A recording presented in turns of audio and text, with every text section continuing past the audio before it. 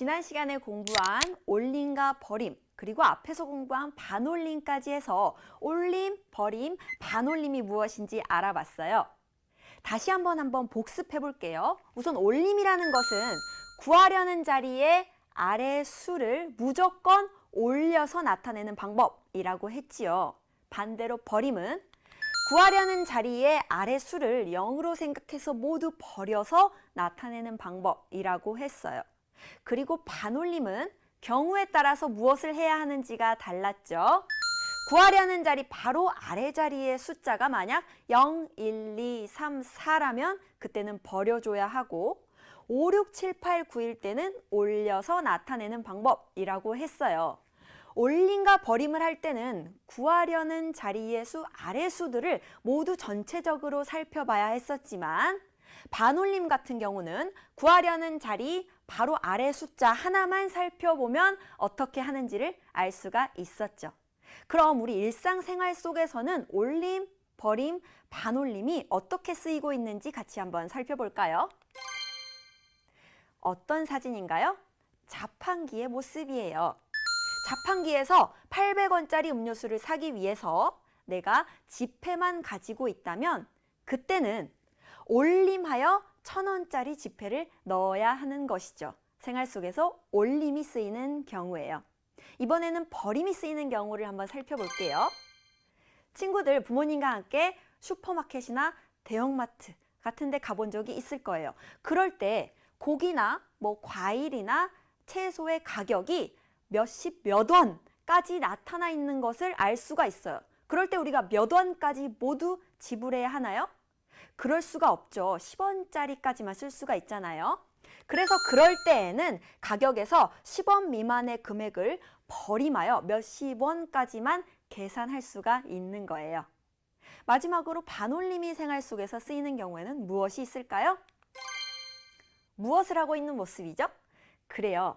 강아지가 영화를 보고 있는 모습이에요. 이처럼 영화를 관람한 관람객의 수를 말할 때에는 너무 수가 커지기 때문에 반올림하여 좀 더 간단하게 나타내서 말할 수가 있어요. 그럼 이제 올림, 버림, 반올림이 생활 속에서 쓰이는 경우를 알았으니 우리가 직접 이것을 활용한 문제를 한번 풀어볼 거예요. 공장에서 인형을 668개 생산하였습니다.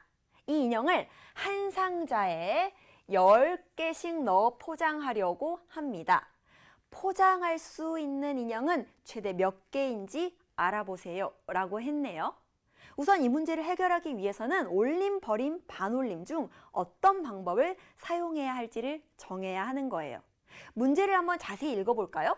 인형이 668개가 있는데 이 인형을 판매하기 위해서는 10개씩 상자에 넣어야만 한대요. 그러면 올림, 버림, 반올림 중 우선 어떤 방법을 사용해야 할까요? 낱개로, 10개 미만의 낱개로 남은 인형들은 판매를 할 수가 없기 때문에 이 문제는 바로 세 가지 방법 중에 버림을 사용해야 하는 문제인 거예요. 버림을 한번 해보도록 할게요. 1의 자리, 10의 자리, 100의 자리 중에서 우리는 어떤 자리까지만 필요한 건가요? 인형을 10개씩 넣어 포장했기 때문에 10의 자리까지만 필요한 거예요. 그러므로 우리는 1의 자리에서 버림을 하여 나타내면 되는 것이죠. 판매할 수 있는 인형은 모두 몇 개가 되는 건가요? 1의 자리 수인 8을 버려주고 나면 660개까지만 판매할 수 있는 거예요. 문제에서 무엇을 묻고 있죠? 포장할 수 있는 인형이 최대 몇 개인지를 묻고 있으므로 8을 버리고 나서 660개까지만 포장할 수 있다라고 이렇게 답을 써주면 되겠군요. 아직도 어렵게 느껴지는 친구들이 있다면 교재에 있는 내용들을 꼼꼼히 다시 한번 읽어보면서 꼭 복습해보세요. 올림, 버림, 반올림을 활용하여 문제를 해결할 때에는 먼저 첫 번째로 올림, 버림, 반올림 중 어떤 방법을 사용할 것인지를 정하고 두 번째로는 어느 자리까지 나타낼지를 정한 다음에 마지막으로는 문제를 해결하면 된다는 사실 꼭 기억하세요. 교재 27쪽의 7번 문제 풀어봅시다. 등산객 175명이 케이블카를 타고 전망대에 오르려고 줄을 서 있습니다. 케이블카 한 대에 탈 수 있는 정원이 10명일 때 케이블카는 최소 몇 번 운행해야 하나요? 라고 묻고 있네요. 올림, 버림, 반올림을 활용한 문제를 해결할 때 가장 먼저 해야 할 일이 무엇이라고 했나요? 세 가지 중에 어떤 방법을 사용할 것인지를 먼저 선택해야 한다고 했었죠. 문제를 다시 한번 봤더니 10명씩 한 번에 데려다 줄 수가 있어요. 그런데 몇 번을 운행해야 하는지, 이 175명이 남김없이 모두 케이블카를 타고 올라가야 되기 때문에 버림을 해서는 안 되겠죠? 바로 올림의 방법을 사용해야 하는 거예요. 그래서 우리는 이 문제를 올림을 이용해서 해결해 보도록 합시다. 우리가 구하고자 하는 우리가 필요한 자리는 10의 자리의 수이기 때문에 그 바로 아래 자리의 수를 올려주면 되는 것이죠. 그러면 175에서 1의 자리를 올려서 표현을 하게 되면 얼마가 되나요? 바로 180이 되게 되는 거예요. 즉 180명이 있는 것처럼 케이블카를 운행할 수 있다는 것이죠. 문제에서는 사람의 수를 물은 게 아니죠. 케이블카가 몇 번 운행해야 하는지를 묻고 있어요. 한 번에 10명씩을 데려다 줄 수가 있기 때문에 몇 번을 가면 되는 건가요? 180명을 데려다 주기 위해서는 최소 18번을 운행하면 되는 거예요. 다음 문제 이어서 풀어볼게요. 9번 문제예요. 공장에서 사탕을 1842봉지 만들었습니다. 한 상자에 10봉지씩 담아서 판다면 사탕은 최대 몇 상자까지 팔 수 있나요? 라고 하고 있네요.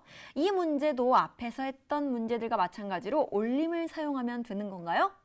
아니죠. 그게 아니라 사탕을 10봉지씩 담아서 팔고 나머지 낱개로 남은 것들은 팔지 못하는 것이기 때문에 이 문제는 반대로 버림하는 방법을 사용해서 해결해야 해요.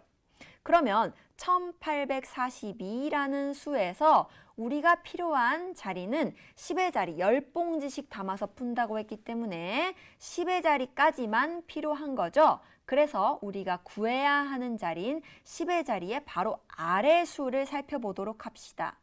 자, 2네요. 2를 버려줘야 하므로 2가 아니라 0으로 생각해서 버리면 이 수는 어떻게 다시 쓸 수가 있나요? 1840으로 다시 쓸 수가 있는 것이죠. 즉 사탕을 1840개까지만 팔 수 있는 거예요. 나머지 두 개는 팔 수가 없는 것이죠. 하지만 문제에서는 사탕의 개수를 물어보고 있는 게 아니라 몇 상자씩 팔 수 있는지를 물어보고 있어요. 한 상자에 10봉지씩 담아서 팔 수 있다고 했으므로 상자로 얘기하면 몇 상자를 팔 수 있는 건가요? 총 184상자를 팔 수 있는 것이죠. 자, 한 문제만 더 풀어볼게요. 친구들에게 줄 선물을 포장하는데 23장의 포장지가 필요합니다. 포장지는 10장 단위로만 팔며 10장에 800원이라고 합니다. 포장지의 값은 최소 얼마인가요? 라고 묻고 있네요. 그러니까 두 번에 거쳐서 문제를 풀어줘야 하네요. 우선 친구들에게 줄 선물을 포장하는데 몇 장의 포장지가 필요하다고 했죠? 23장의 포장지가 필요하다고 했어요. 그런데 여기서 올림, 버림, 반올림 중에 무엇을 해야 하나요? 10장 단위로 포장지를 판다고 했으므로 나머지를 버려주면 안 되겠죠? 전체 선물을 포장을 해야 하므로 1의 자리에서 올려서 올림으로 문제의 답을 구해줘야 하는 거예요. 즉 1의 자리 3을 10으로 생각해서 올려주면 23은 30으로 다시 쓸 수가 있어요. 포장지를 10장 단위로 판다고 했는데 30장을 사야 하는 것이죠. 그런데 문제에서는요, 이 포장지 수를 물은 게 아니라 포장지의 값이 얼마인지를 묻고 있어요. 우리는 30장을 살 거죠. 그런데 10장에 800원이라고 했네요. 그러면 포장지의 값은 800원 곱하기 세묶음을 사면 되죠. 즉 포장지의 값이 2,400원이 되는 거예요. 문제의 답을 2,400원이라고 써주면 되겠군요. 문제를 침착하게 잘 풀어줬어요. 수학 만점왕이 되기 위해 서술형 문제에도 도전해볼까요?